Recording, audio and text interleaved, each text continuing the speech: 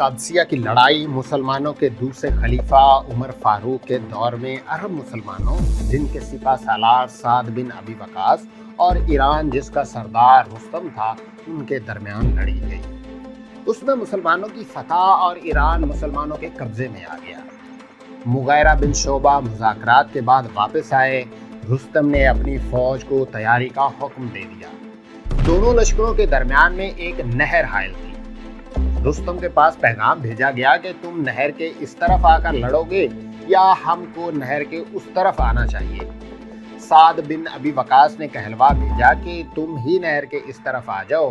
چنانچہ تمام ایرانی لشکر نہر کو عبور کر کے میدان میں آ کر جمع ہو گئے۔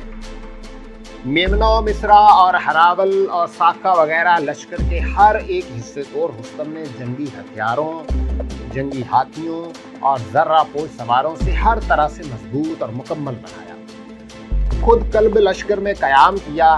یہ ایرانی لشکر جو زیادہ سے زیادہ 30,000 کے اسلامی لشکر کے مقابلے میں آمادہ ہوا، 2.25 لاکھ سے زیادہ اور ہر طرح اسلامی لشکر کی نسبت سامان حرب سے مسلح تھے۔ سپہ سالار لشکر اسلام سعد بن ابی وقاص کے دنبل نکل رہے تھے اور ارک النساء کے درد کی بھی آپ کو شکایت تھی، لہٰذا نہ گھوڑے پر سوار ہو سکتے تھے نہ چل پھر سکتے تھے۔ میدان جنگ میں اسلامی لشکرگاہ کے سرے پر ایک پرانے زمانے کی بنی ہوئی پختہ عمارت کھڑی تھی۔ حضرت سعد خود اس عمارت کی چھت پر گئے اور تکیے کے سہارے بیٹھ گئے اور اپنی جگہ میدان جنگ کا سردار خالد بن ارطفا کو تجویز کیا۔ لیکن لڑائی کے نقشے اور میدان جنگ کے اہم تغیر و تبدل کو حضرت سعد نے اپنے ہی ہاتھوں میں رکھا، یعنی برابر خالد بن ارطفا کے پاس ہدایات روانہ کرتے رہے۔ ایرانی لشکر کی تیاریوں کی خبر سن کر اسلامی لشکر بھی جنگ کی تیاری میں مصروف ہو گیا تھا۔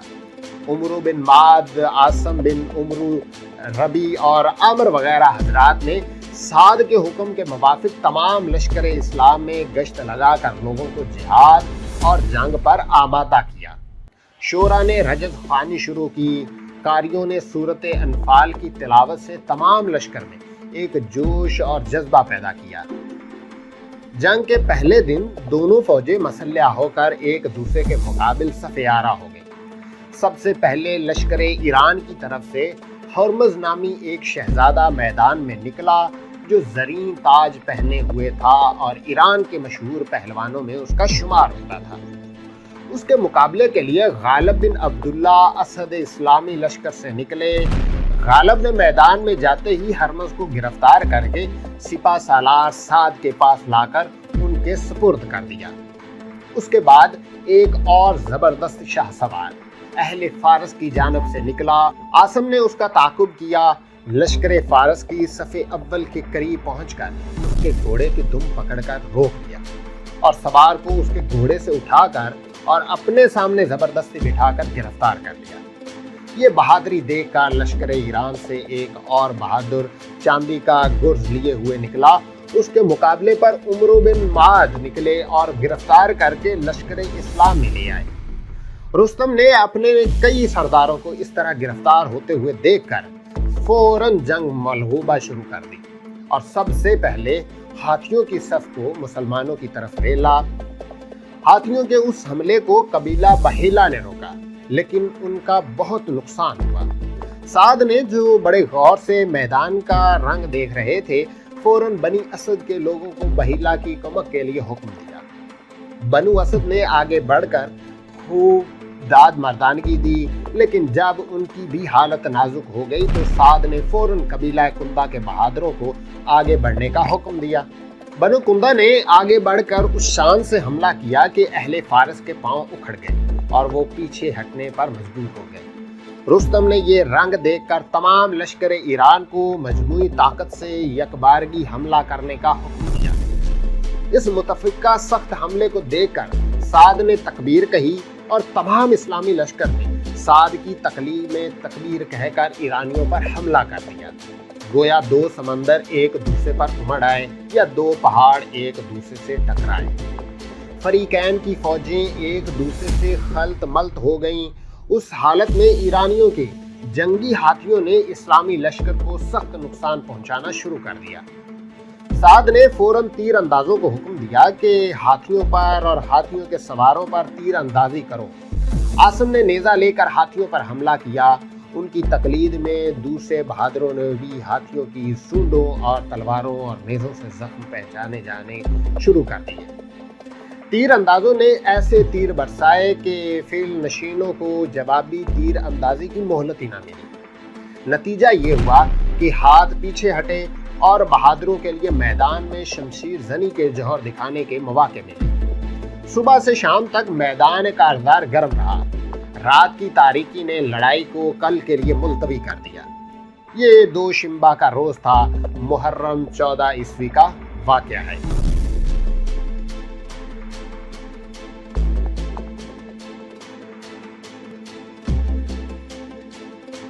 अगले दिन सुबह सुबह बाद नमाज फजर साद बिन अबी वकास ने सबसे पहले कल के शोहदा को कादसिया के मशरक की जानिब दफन कराया। कल के शोहदा की तादाद 500 थी। जख्मियों की मरहम पट्टी का सामान रात ही कर दिया गया था। शोहदा के दफन से फारिग होकर इस्लामी लश्कर ने अपनी सफ़े मुरतब की। ईरानी भी मैदान में आए और लड़ना शुरू कर दिया। अभी लड़ाई शुरू नहीं हुई कि मुल्क शाम से रवाना किए हुए लश्कर के करीब पहुंचने की खबर पहुंची। मुल्क शाम से अबू उबैदा बिन जराह ने हाशिम बिन उतबा की सरदारी में लश्कर इराक को वापस भेजा था। उस लश्कर के मुकद्दमा जैशदार कता बिन उमरू अफसर थे और वो 1000 का मुकद्दमातुल जैश लिए हुए सबसे पहले कादसिया पहुंचे और साद को बड़े लश्कर के पहुंचने की खुशखबरी सुनाकर खुद इजाजत लेकर मैदान में निकले और मुबारज़ तलब किया। उनके मुकाबले पर बहमन जादविया आया। तरीफैन से दाद सिपागिरी दी गई और जौहर दिखाए गए, लेकिन नतीजा ये हुआ कि काता के हाथ से बहमन जादवा हलाक हुआ। उसके बाद कई मशहूर और नामवर ईरानी बहादुर मैदान में निकले और मकतूल हुए। बिलाखिर रुस्तम ने आम हमले का हुक्म दिया और बड़े जोरों शोर से लड़ाई होने लगी। हाशिम बिन उतबा ने मैदान जंग के गर्म होने का हाल सुनकर अपनी 6000 फौज के बहुत से छोटे छोटे टुकड़े कर दिए और हुक्म दिया कि थोड़े वक्फे से एक हिस्सा तकबीर कहता हुआ दाखिल हो। इस तरह शाम तक यके बाद दीगरे ये दस्ते लश्कर इस्लाम में दाखिल होते और ईरानी उस तरह पहम कमक दस्तों की आमद देख देख कर खौफजदा होते रहे। आज भी हाथियों का लश्कर इस्लाम के लिए बहुत सख्त था, लेकिन मुसलमानों ने एक नई तदबीर ये की कि ऊंटों पर बड़ी बड़ी झूलें डाली। वो भी हाथियों की तरह महेब नजर आते और ईरानियों के घोड़े उनको देखकर बुदकने लगे। जिस कदर हाथियों से इस्लामी लश्कर को नुकसान पहुंचता था, उसी कदर ईरानी लश्कर को उन मजमूई हाथियों से नुकसान पहुंचने लगा। आज काका ने बहुत से ईरानी सरदारों और मशहूर शाहसवारों को कत्ल किया। शाम तक बाजार जंग गर्म रहा। आज 1000 मुसलमान और 10,000 ईरानी मैदान जंग में काम आए।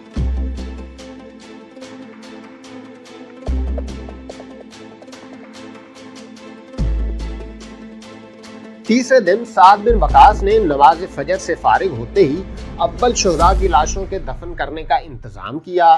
मजरूहों को औरतों के सुपुर्द किया कि वो मरहम पट्टी करें। उसके बाद फौजें मैदान जंग में एक दूसरे के मुकाबिल हुई।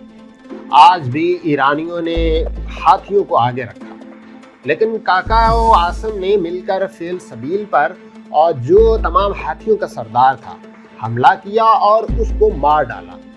फेल सफेद के मारे जाने के बाद एक दूसरे हाथी पर हमला हुआ तो वो मैदान से अपनी जान बचाकर भागा। उसको भागते हुए देखकर दूसरे हाथियों ने भी तकलीफ की और इस तरह आज हाथियों का वजूद बचाने के लिए उसके इस्लामी लश्कर को नुकसान पहुंचाता देखकर ईरानियों के लिए नुकसान रसा साबित हुआ।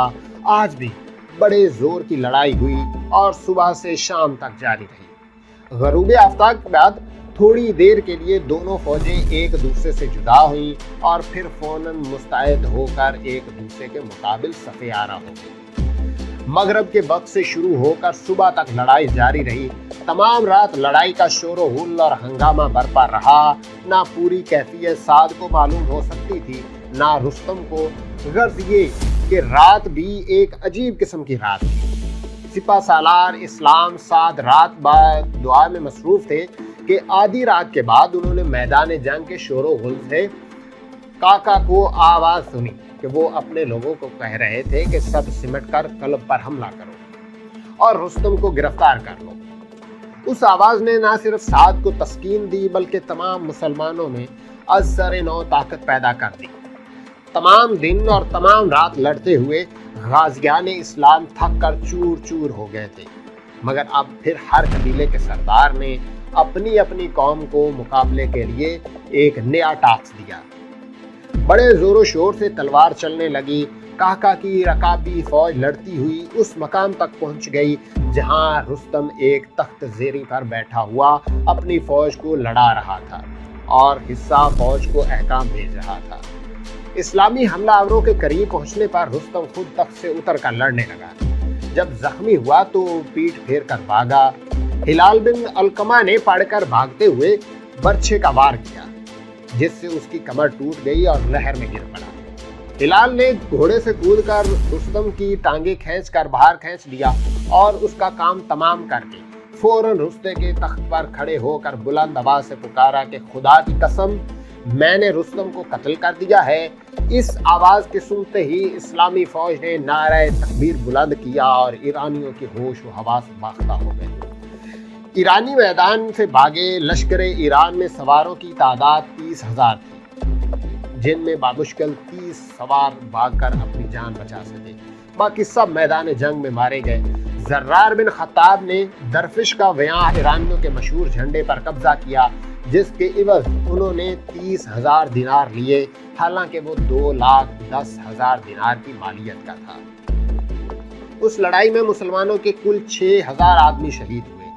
سعد نے رستم کا تمام سامان اسلحہ ہلال بن علقمہ کو دیا اور کاکائے شرجیل کو تعاقب کے لیے روانہ کیا، لیکن ان سے بھی پہلے زارا بن حیوت ایک دستہ فوج لے کر مفرور ایرانیوں کے پیچھے روانہ ہو چکے تھے۔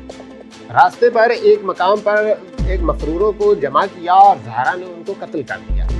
اس کے تمام مال اور سامان پر قبضہ کر کے سعد کی خدمت میں حاضر ہوئے۔ سعد کو جالینوس کا سامان ان کے حوالے کرنے میں تعمل ہوا اور اس معاملہ میں دربار خلافت سے اجازت طلب کی کہ فاروق اعظم نے زارا کی ستائش کی جالینوس کا اسباب انہیں کھوتے دینے کا حکم دیا ہے۔ ایک خط عمر فاروق کی خدمت میں حاضر کیا گیا اور کہا گیا کہ قادسی کو فتح کر لیا گیا ہے۔ مسلمانوں کو فتح عظیم عطا کی۔ فاروق اعظم نے اس سے لڑائی کی کیفیت اور فتح کی تفصیلات حاصل کی۔ شاہ سواروں کی رکاب پکڑے ہوئے اس کے ساتھ ساتھ دوڑتے ہوئے میدانوں میں داخل ہوئے۔ شتر سوار حالات سناتا ہوا جاتا تھا اور اپنے اونٹ پر سوار مدینے میں دربار خلافت کی جانب چلا جاتا تھا۔ شہر میں داخل ہو کر شتر سوار نے دیکھا کہ ہر شخص جو سامنے آتا ہے فاروق اعظم کو امیر المومنین کہہ کر سلام علیکم کرتا ہے۔ تب اس کو معلوم ہوا کہ جو شخص میرے ساتھ پیدل چل رہا ہے وہ خلیفہ وقت ہے۔ یہ معلوم کر کے وہ ڈرا اور اونٹ سے اترنا چاہا، لیکن فاروق اعظم نے کہا کہ تم حالات سناتے جاؤ اور بدستور اپنے اونٹ پر سوار چلے چلو۔ اسی طرح گھر تک آئے، مسجد نبوی میں پہنچ کر لوگوں کو جمع کیا اور فتح کی خوشخبری سب کو سنائی۔ ایک نہایت پر اثر تقریر فرمائی جس کا خاتمہ اس طرح تھا: بھائیو، میں بادشاہ نہیں ہوں کہ تم کو اپنا غلام بنانا چاہوں، میں تو خود اللہ تعالیٰ کا غلام ہوں۔ البتہ خلافت کا کام میرے سپرد ہے۔ اگر میں یہ کام اس طرح انجام دوں کہ تم آرام سے اپنے گھروں میں اطمینان سے زندگی بسر کرو تو یہ میری خوش نصیبی ہے، اور اگر خدا نخواستہ میری یہ خواہش ہو کہ تم لوگ میرے دروازے پر حاضری دیا کرو تو یہ میری بدبختی ہوگی۔ میں تم کو تعلیم دیتا ہوں اور نصیحت کرتا ہوں، لیکن صرف قول سے نہیں، عمل سے بھی۔ اگر آپ ہسٹری آف چائنا دیکھنا چاہتے ہیں تو یہاں کلک کریں اور ہمارے چینل کو سبسکرائب کرنے کے لیے یہاں کلک کریں۔